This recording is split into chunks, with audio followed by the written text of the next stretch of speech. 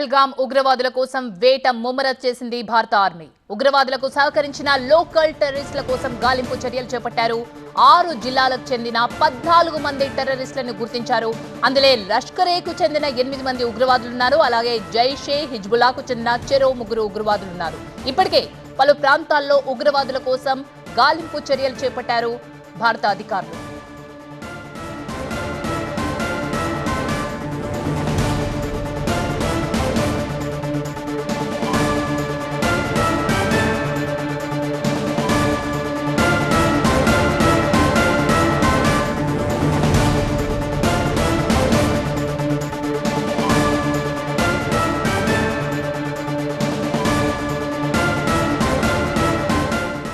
ఇదే అంశానికి సంబంధించి పూర్తి సమాచారాన్ని మా బ్యూరో చీఫ్ గోపీకృష్ణ అందిస్తారు. గోపీకృష్ణ, పహల్గామ్ ఉగ్రవాదుల కోసం వేట ముమ్మరం చేశారు భారత ఆర్మీ.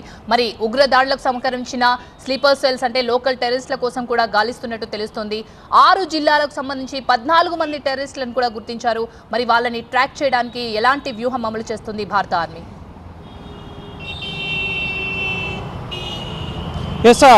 పహల్గావ్లో జరిగిన ఉగ్రదాడికి సంబంధించిన ఉగ్రవాదుల గుట్టు రట్టు చేసేందుకు నిఘా వర్గాలు అహర్నిశలు శ్రమిస్తున్నాయి. ఇందులో భాగంగా స్థానిక ఉగ్రవాదులు, పాకిస్తానీకి సంబంధించిన ఉగ్రవాదులకి సహకారం అందిస్తూ ఇంటెలిజెన్స్ ఇన్పుట్స్ సహా లాజిస్టిక్స్ సహకారం అందిస్తున్న 14 మంది ఉగ్రవాదుల్ని నిఘా వర్గాలు గుర్తించడం జరిగింది. వీరిని వెతికే పనిలో ఉన్నాయి. అందులో భాగంగానే స్థానిక ఉగ్రవాదుల నివాసాలను పేల్చివేస్తున్నారు. అలాగే పిర్పంజాల్ అటవీ ప్రాంతంలో ఈ పహల్గావ్ యొక్క ఉగ్రదాడికి పాల్పడిన ఉగ్రవాదులు అడవుల్లోకి పారిపోయారు. అక్కడ ఉగ్రవాదుల కోసం ముమ్మరంగా డ్రోన్లు, స్నైపర్ డాగ్స్తో పాటుగా వివిధ భద్రతా బలగాలు, ఇటు పారామిలిటరీ ఫోర్సెస్, జమ్మూ కాశ్మీర్ పోలీసులు, ఆర్మీ వీరంతా కూడా ముమ్మరంగా గాలిస్తున్న పరిస్థితి. ఇందులో భాగంగా స్థానిక ఉగ్రవాదుల ఎవరైతే ఈ పహల్గావ్ ఉగ్రదాడికి సహకరించారో వారిని ఐడెంటిఫై చేయడం జరిగింది. వీరంతా కూడా 20 ఏళ్ల నుంచి 40 ఏళ్ల మధ్య వయస్కులు, యువకులు.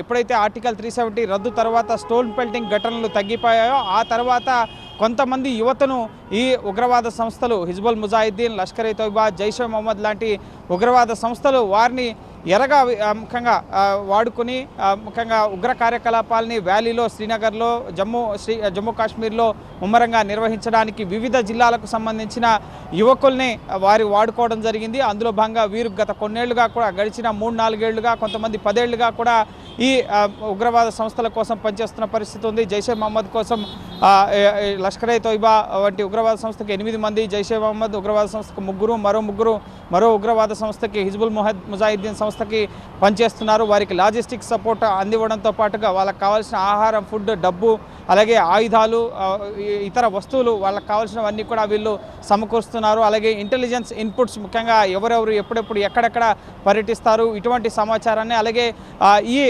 ముఖ్యంగా పహల్గావ్ అటాక్కి ముందు కూడా కొంతమంది ఉగ్రవాదులు ఇక్కడ రెక్కి నిర్వహించి ఏప్రిల్ 1st వీక్లో, 2nd వీక్లో రెక్కి నిర్వహించి ఎక్కడ ఎక్కువ పర్యాటకులు ఉంటారు, హోటల్స్ వద్ద రద్దీ ప్రాంతాలు, వీటన్నిటిని కూడా పరిశీలించిన తర్వాత పక్కా ప్లాన్గా ఈ టెర్రరిస్ట్ అటాక్ జరపడం జరిగింది. సో ఈ కోణంలో భాగంగా స్థానిక ఉగ్రవాదులు ఎవరైతే ఉన్నారో వారిని మొదట భద్రతా దళాలు ఐడెంటిఫై చేయడం జరిగింది. వారిని ఏరివేసేందుకు వారి ద్వారా ఇటు పాకిస్తాన్ సంబంధించిన వివిధ ఉగ్రవాద సంస్థలకు సంబంధించిన ఉగ్రవాదులను పట్టుకునేందుకు వ్యూహాన్ని సిద్ధం చేసుకోవడం జరిగింది. అందులో భాగంగానే మొదటగా గత కొద్ది రోజులుగా పాకిస్తాన్లో ఉంటూ భారత్లో ఉగ్రవాద కార్యకలాపాలకు పాల్పడుతున్న ఉగ్రవాదుల నివాసాన్ని పేల్చివేస్తున్న పరిస్థితి. గడిచిన 3 రోజుల్లో 11 మంది ఉగ్రవాదుల నివాసాలని ఇటు భద్రతా దళాలు పేల్చివేసిన పరిస్థితి ఉంది. అలాగే స్థానిక ఉగ్రవాదులు, ఈ 14 మంది ఉగ్రవాదుల్ని కూడా స్థానిక ప్రజానికం సహాయంతో వీరు ఎక్కడున్నారు అన్నది వీళ్ళని పట్టుకోవడం, కానీ వీరి ద్వారా పాకిస్తాన్ ఉగ్రవాదుల్ని ఈ పహల్గావ్ ఉగ్రదాడిలో పాల్గొన్న 5 నుంచి 7 ఉగ్రవాదులు పాల్గొన్నారంటున్నారు. సో వారిని పట్టుకునేందుకు సైతం వ్యూహాన్ని సిద్ధం చేస్తున్నారు.